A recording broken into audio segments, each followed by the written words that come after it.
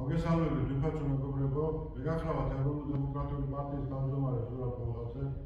ეროვნული დემოკრატიული პარტიამ გადაწყვიტა, რომ საზოგადოებისთვის კიდევ ერთხელ გაერჩინა თავისი პოზიცია საქართველოში მიმდინარე პოლიტიკურ პროცესებთან დაკავშირებით და ასევე უახლოებულ ეგრეთ წოდებულ თვითმმართველობის არჩევნებთან დაკავშირებით.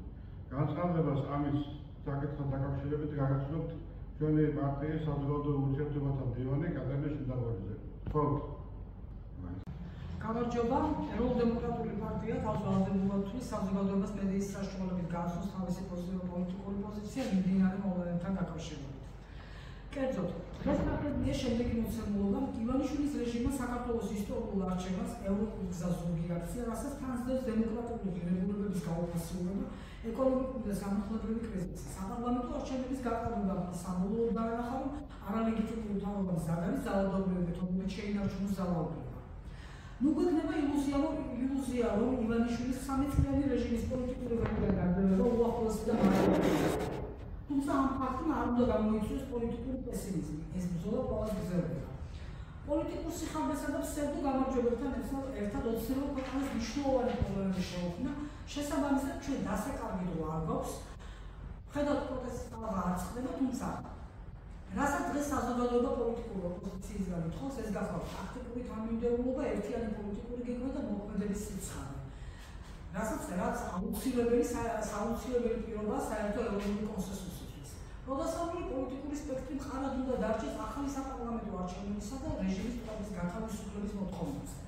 რაც შეეხება მოახლოებულ ეგრეთ წოდებულ თვითმმართველობის არჩევნებს.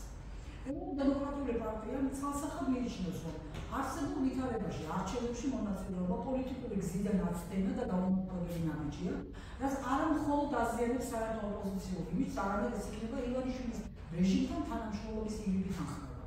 თუ კი თანხმდებით იმაზე, რომ ქვეყანას თავიდან ავაციოს ანტიდასავლური რეჟიმის საფრთხე. ეს უნდა მოხდეს სრული პოლიტიკური ბოიკოტით და არა მის მოედანზე გადასვლით და მისი თამაშის წესებით. ასეთი გამარჯვების ფორმულას პოლიტიკის ისტორია არ იცნობს, რადგან არ არსებობს. ეროვნული დემოკრატიული პარტია დარწმუნებულია, რომ ოცნების საარჩევნო ადმინისტრაციის პირობებში გარანტირებული მარცხი მოიტანს უარყოფით შეტევას. კერძოდ, ამ არჩევნების გაწევრებასა და პოლიტიკური პროცესის მიმართ უნდობლობას ივანიშვილის რეჟიმს კი დაეხმარება განუზრდ მკითხნებული კვაზისაკანონმდებლო ქმედებები და რეპრესიები, რაც შესაძლოა საბოლოოდ შეუცვლელი ხასიათის გახდეს. შესაბამისად, პოლიტიკური ბოიკოტი, მასთან ერთად ეროვნული უკომპრომისო და სრული კონსოლიდაცია. ესაა უმთავრესი, რასაც ალტერნატივა არ გააჩნია იმ ბრძოლაში, რასაც ქვია ივანიშვილის პოლიტიკური ველიდან გაძევება.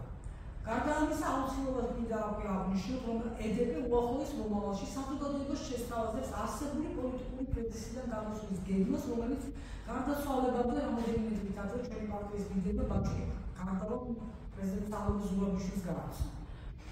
და ბოლოს კიდევ ერთხელ ჩვენი თანამდებობა 21 საუკუნის საქართველოს პოლიტპატიმრად წამყვნის მესამე პრეზიდენტს მიხეილ სააკაშვილის, ნიკა მელიას, ზურაბ ჯაბარიძეს, ნიკა ვარამიას, გიორგი ვაშაძეს, ირაკლი ოქროშვილის, გივით არგამაძეს, მამუკა ხაზარაძეს და ბაზმ ჯაფარიძეს, ჩვენი დიდი პატივისცემა და თანამდებობა ზვიად ჯატიასაც შეუპოვარდას, განსაკუთრებული პატივისცემა და თანამდებობა სინდისის პატიმრებს შეუპოვა ქართულ გოგობიჩებს თავისუფლებისათვის ბრძოლის რაინდებს და სიტყვის თავისუფლებისათვის ბრძოლის სიმბოლოს გზია ამაყობას.